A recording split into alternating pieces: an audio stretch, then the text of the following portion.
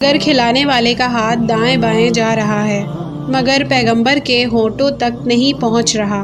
تو ابو طالب کو یقین کامل ہے کہ اگر کھانے میں کچھ ملایا گیا ہوگا تو میرے بھتیجے کو کوئی نقصان نہیں پہنچے گا۔ اب پیغمبر کے سامنے یہ کھانا رکھا گیا۔ پیغمبر اسلام نے یہ کھانا دیکھا اور بحیرہ سے کہا کہ میں اکیلا نہیں ہوں، میرے ساتھ میرے ساتھی ہیں، اور یہ کیسے ممکن ہے کہ میں اکیلا دسترخوان پر بیٹھ جاؤں۔ اب یہاں پر دو روایت ہے۔ پہلی، بحیرہ نے جان بوجھ کر کم کھانا تیار کیا تھا، اور دوسری یہ کہ وہ پیغمبر اسلام کی دعوت کرنا چاہتا تھا، لیکن اتنے بڑے قافلے کے لیے کھانا تیار کرنا اس کے بس میں نہ تھا۔ چنانچہ جب رسول خدا نے کہا کہ میرے ساتھی بھی ہیں تو وہ حیران رہ گیا اور پریشان ہو گیا کہ اب کیا کیا جائے۔ پیغمبر اسلام کو کہتا ہے کہ میں نے صرف آپ کی دعوت کی تھی اور میری اتنی حیثیت نہیں کہ میں ان سب کے لیے کھانا تیار کر سکوں۔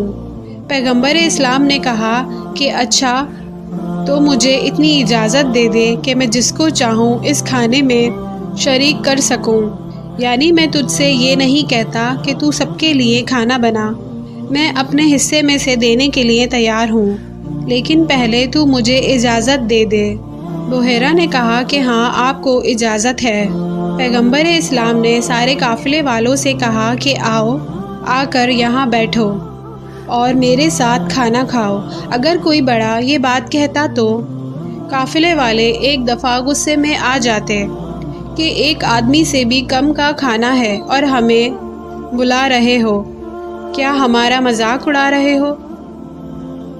جیسا کہ آپ کو بھی پتہ ہے کہ بچوں کی بہت سی باتیں انسان یوں بھی برداشت کر لیتا ہے۔ اب قافلے والوں کو تو معرفت نہیں ہے، چنانچہ سارا قافلہ آگے آ گیا اور بچے نے کہا ہے اور اس بچے کی وجہ سے ہمیں فائدہ بھی بہت ہوا ہے، تو چلو شریک ہو جاتے ہیں۔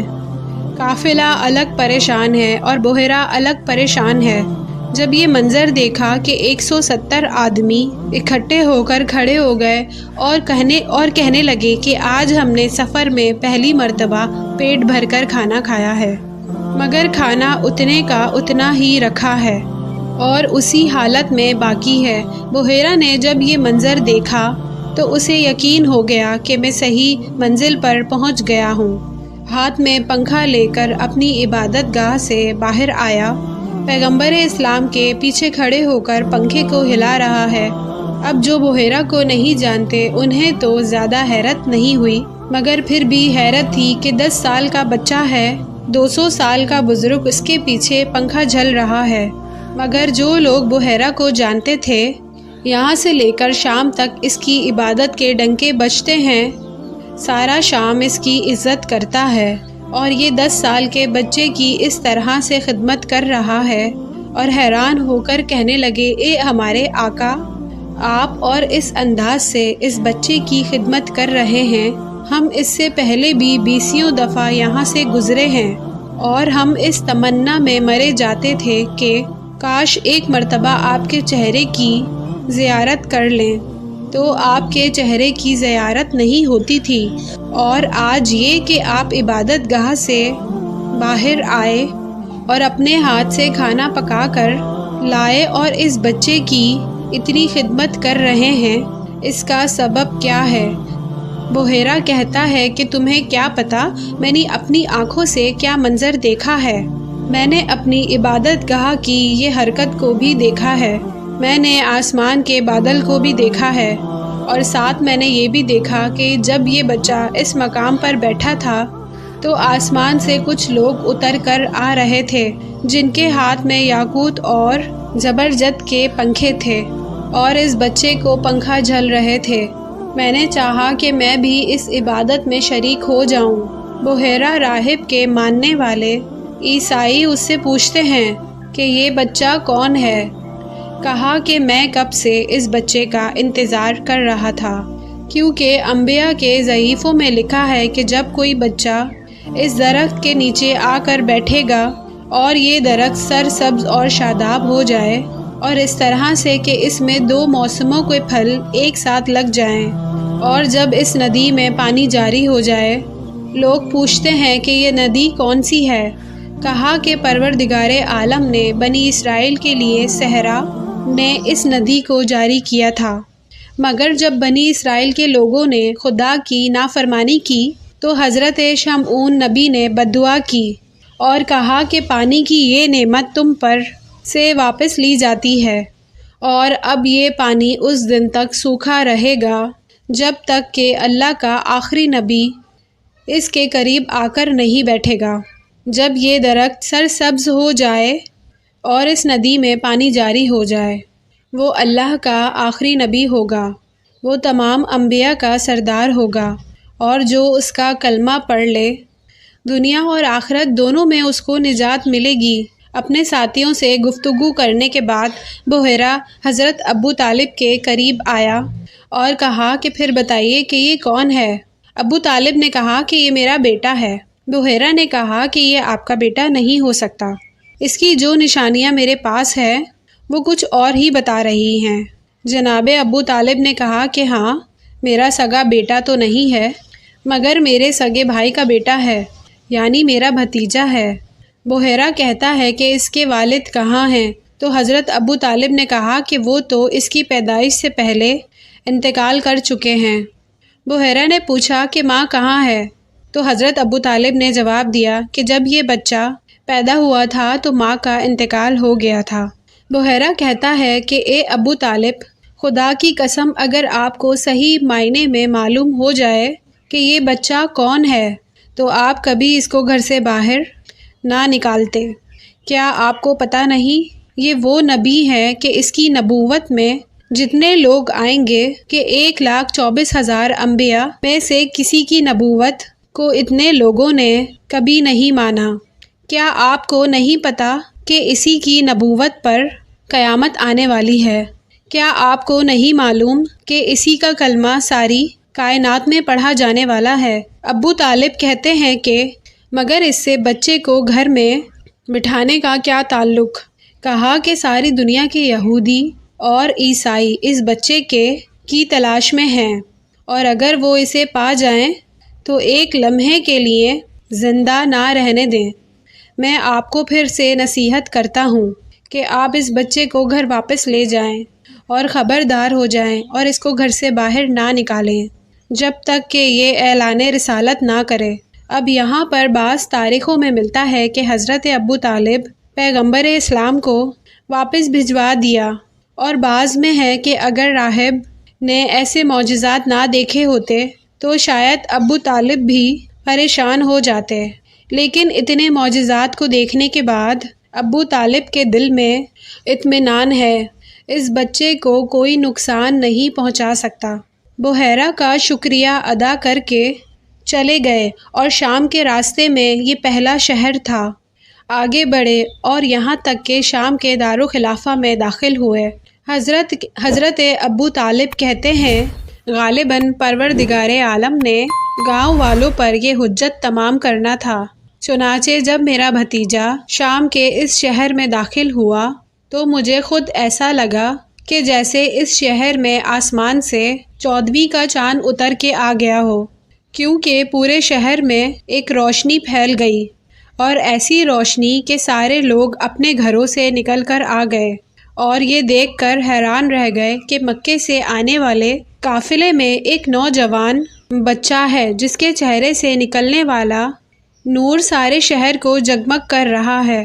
اب سارا شہر اس کے ارد جمع ہو گیا، اور یہ بڑا شہر ہے، ساری دنیا کے قافلے آتے ہیں، مگر ہر قافلے کو مسئلہ ہوتا ہے خرید فروخت میں، لیکن یہاں الٹا معاملہ ہو گیا۔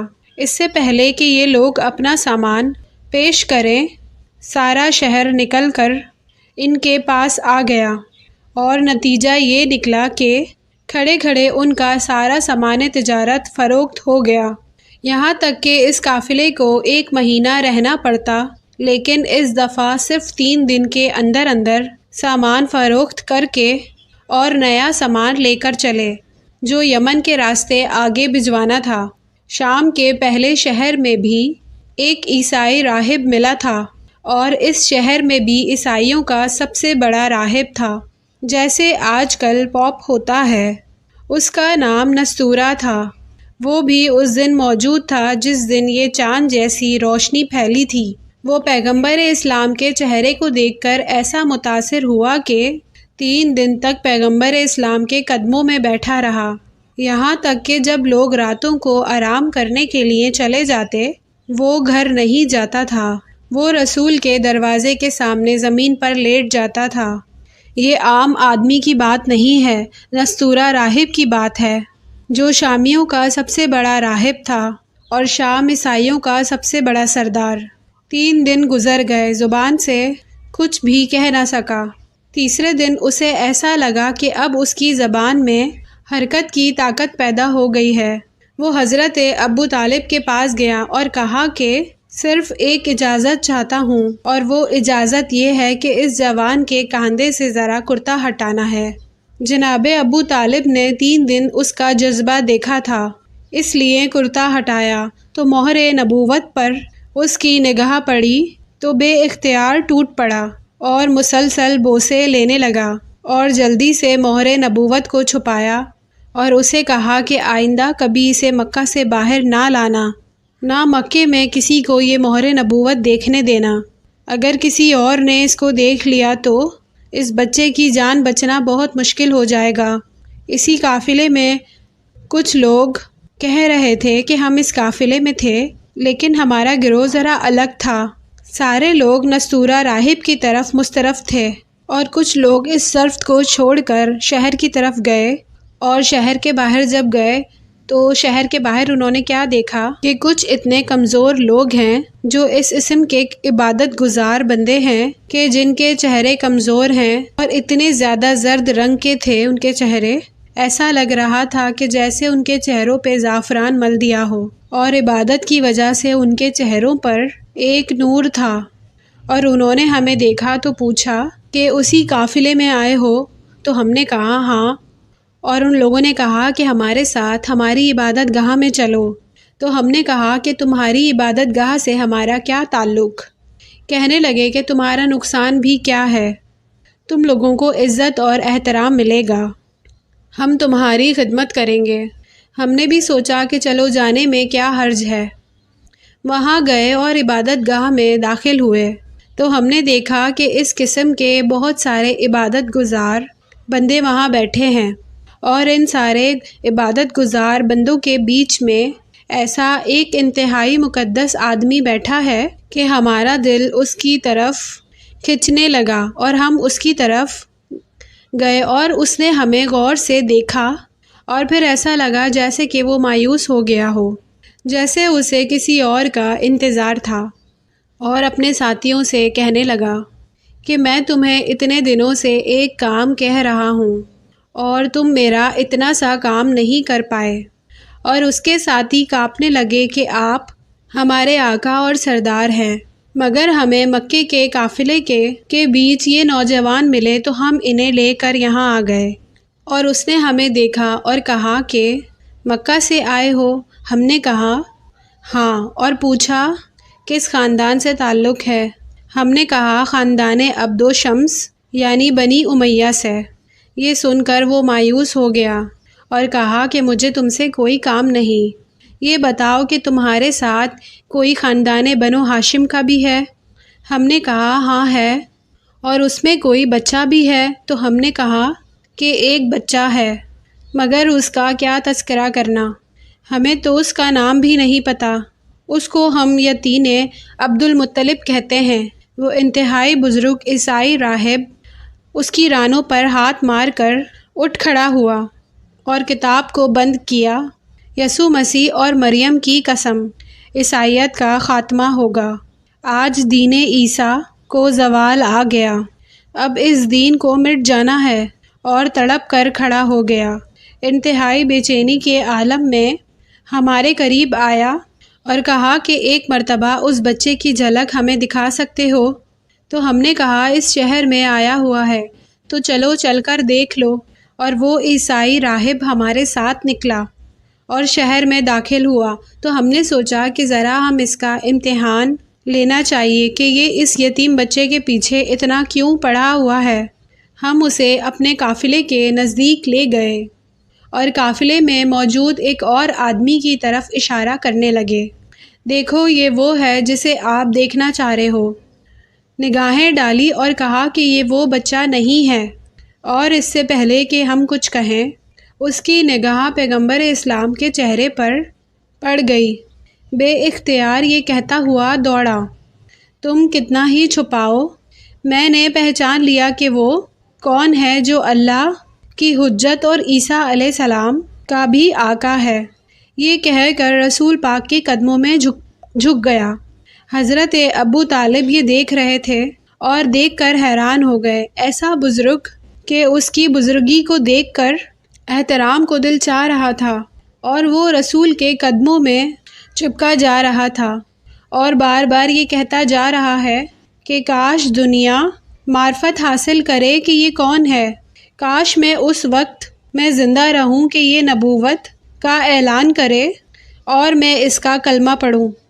پھر ابو طالب نے کہا کہ اس کی اچھے طریقے سے حفاظت کرنا، تمہیں پتہ نہیں یہ وہ ہے جس کے ہاتھ میں زندگی اور موت کا اختیار ہے، جس نے اس کا ساتھ دے دیا دنیا میں بھی وہ زندہ ہے اور آخرت میں بھی زندہ ہے، اور جس نے اس سے منہ موڑ لیا وہ دنیا میں بھی مردہ ہے اور آخرت میں بھی مردہ ہے۔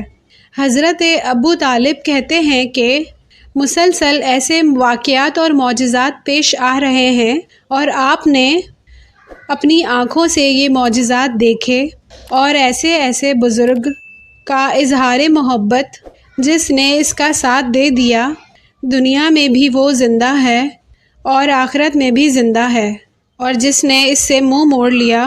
اس لیے ابو طالب کے دل میں بھی ایک خوف پیدا ہونے لگا، اور 3 دن کے بعد ہم لوگ تیزی سے مکے کی جانب پہنچ گئے، مکہ میں داخل ہوئے۔ مکہ میں ابھی ہم داخل نہیں ہوئے تھے کہ ہمارے ساتھی